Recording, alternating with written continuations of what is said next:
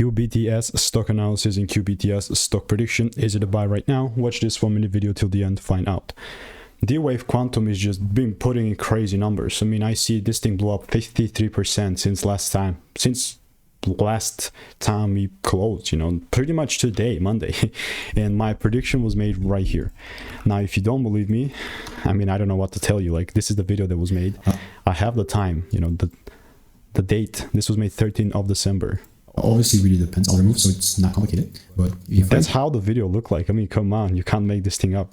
Since then, it just delivered like crazy, and it's not like the first time. Previously I also called it out there, and I'm looking for a very similar approach right here.